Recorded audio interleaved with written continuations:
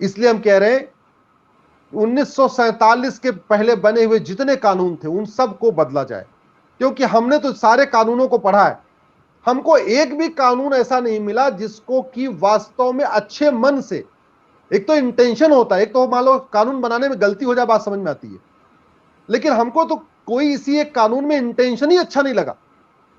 चाहे मैकाले ने बनाया, मैकाले के बाद वालों ने बनाया, जितने भी कानून बने उसमें इंटेंशन केवल और केवल भारत के लोगों को गुलाम बनाने का था, अंग्रेजों की सत्ता को मजबूत करने का था।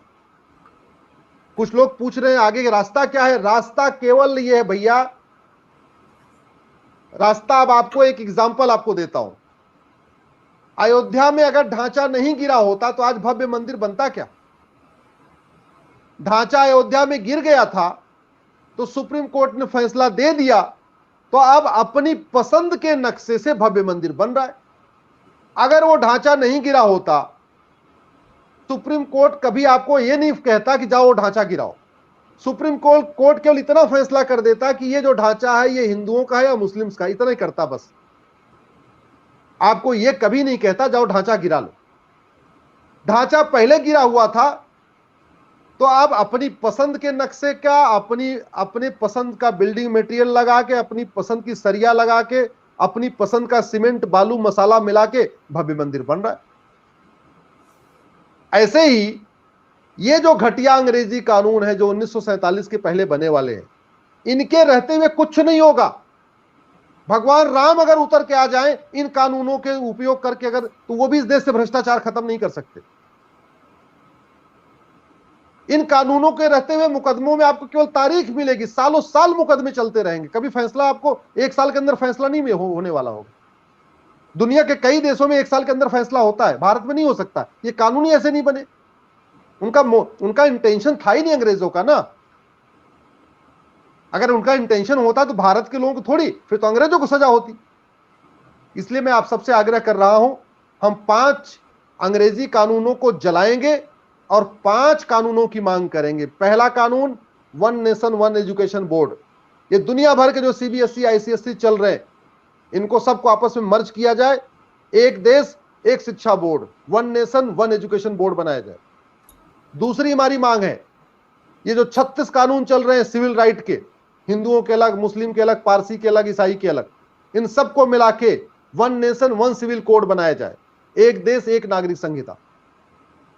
तीसरी हमारी मांग है, ये जो सैकड़ों कानून चल रहे हैं अंग्रेजों के,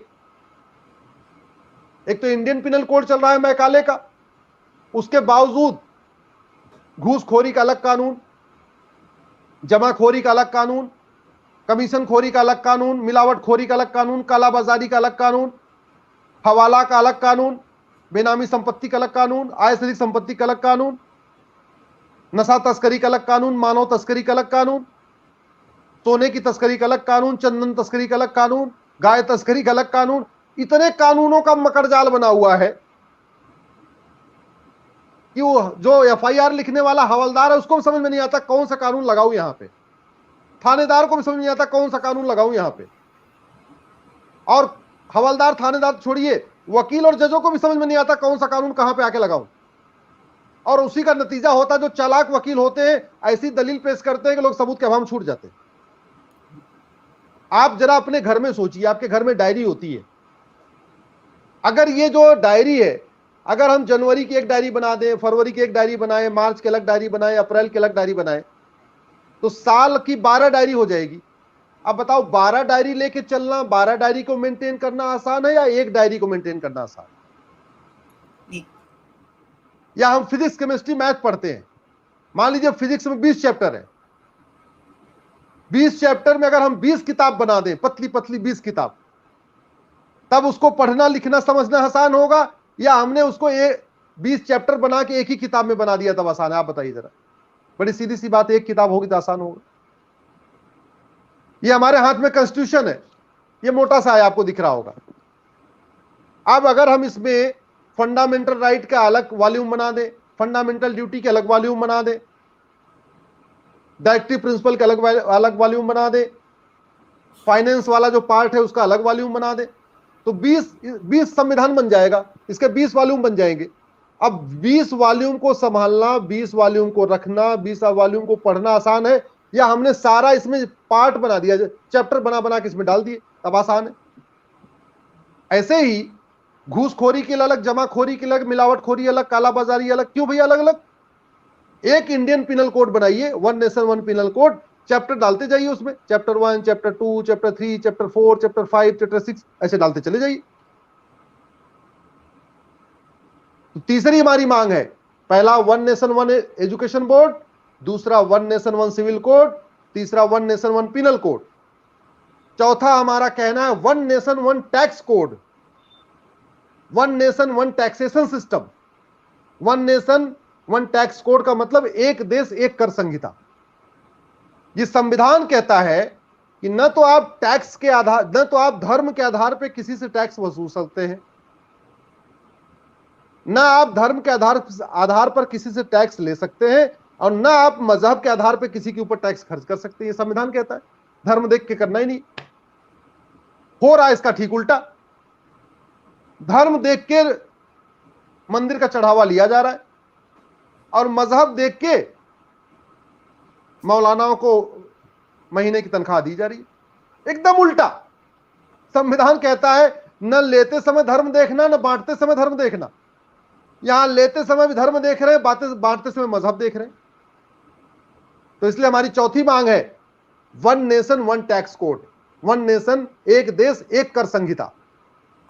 आप जो फार्मूला बनाना है, आपको अगर सारे मंदिरों से लेना है, आप कश्मीर में अगर आपको वैष्णो देवी का चढ़ावा लेना है, तो आप वहीं पे बगल में श्रीनगर में हजरत बल की दरगाह से भी ले लीजिए। बॉम्बे में सिद्धि विनायक से मंदिर से लेना है आपको चढ़ावा, 1 किलोमीटर की दूर हाजी अली की दरगाह, वहां से भी ले लीजिए, हमें कोई दिक्कत नहीं। हम ये कह रहे हैं जो फार्मूला आपको धार्मिक स्थानों का चढ़ावा लेना है ले लीजिए, सबका ले लीजिए, चर्च का भी ले लीजिए, गिरजाघर का भी ले लीजिए, दरगाह का भी ले लीजिए, मजार का भी लीजिए, मंदिर का भी ले लीजिए। आपको वेतन देना है, मौलवी को भी दीजिए, पुजारी को भी दीजिए, पादरी को भी दीजिए, सबको दीजिए, हमें कोई दिक्कत। फार्मूला एक होना चाहिए, ऐसे नहीं धर्म देख के चढ़ावा लेना और मजहब देख के बांटना, ये नहीं चलेगा, अब बिल्कुल नहीं चलेगा। तो चौथी हमारी मांग है one nation one tax code. और पांचवा हमने जो कहा है, इस देश में एक सिलेबस होना चाहिए, वन नेशन वन सिलेबस। मंत्री का बच्चा अलग किताब पढ़े, संतरी का बच्चा अलग किताब क्यों पढ़े भाई? किताब में इतना भेदभाव क्यों? ये बात तो समझ में आती है, मंत्री का बच्चा 10,000 रुपए का कपड़ा पहन के आए, ये बात समझ में आती है। मंत्री का बच्चा कार से स्कूल आए, ये बात समझ में आती है। मंत्री के बच्चे के टिफिन में काजू बादाम भरा हुआ हो, ये बात भी समझ में आती है। लेकिन मंत्री के बच्चे की किताब अलग और संतरी के बच्चे की किताब अलग, ये क्यों? गरीब की किताब अलग, अमीर की किताब अलग क्यों? मिडिल क्लास के बच्चे की किताब अलग और अपर क्लास के बच्चे की अलग किताब क्यों? लेबर मिनिस्टर का बच्चा अलग किताब पढ़े और लेबर का बच्चा अलग किताब क्यों पढ़े? एग्रीकल्चर मिनिस्टर का बच्चा अलग किताब पढ़े और जो किसान है वो अलग किताब पढ़े उसका बच्चा, ये नहीं चलेगा। इन्हीं बातों को लेके हम 8 अगस्त को भारत छोड़ो आंदोलन की वर्षगांठ है। भारत तो अंग्रेज छोड़ गए हैं, लेकिन अंग्रेजी कानून यहीं बच गए हैं, उन कानूनों को जलाएंगे। और इसलिए मैं सबसे आह्वान करता हूं, यह मौका बार बार नहीं आएगा।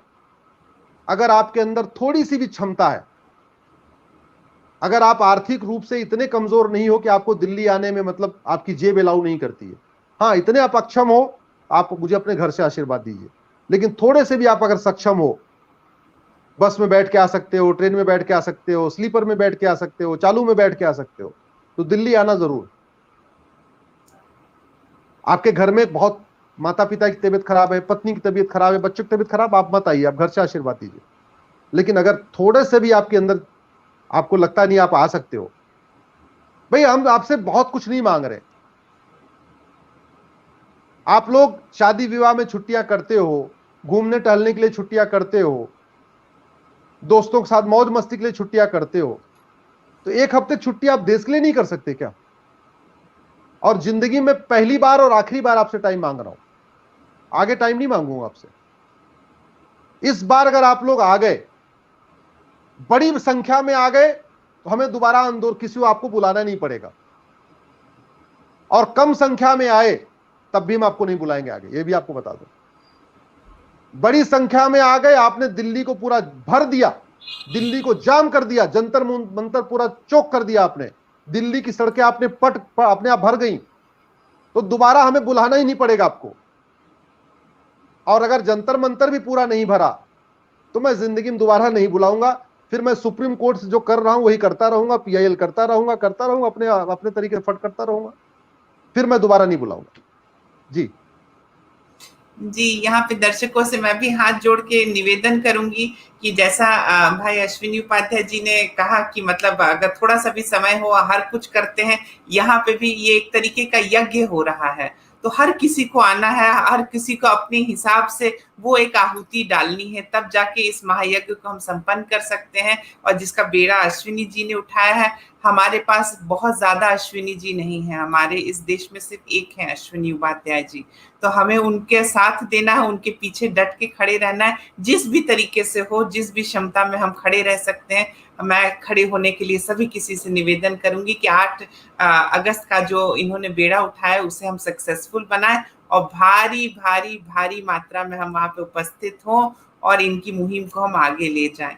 तो यस अश्विनी जी, आज आपका जुड़ने के लिए बहुत बहुत धन्यवाद। It was a wonderful discussion and yes, हम आशा करते हैं कि हम सब इकट्ठे होंगे 8 अगस्त को। अश्विनी जी बहुत बहुत धन्यवाद, नमस्ते।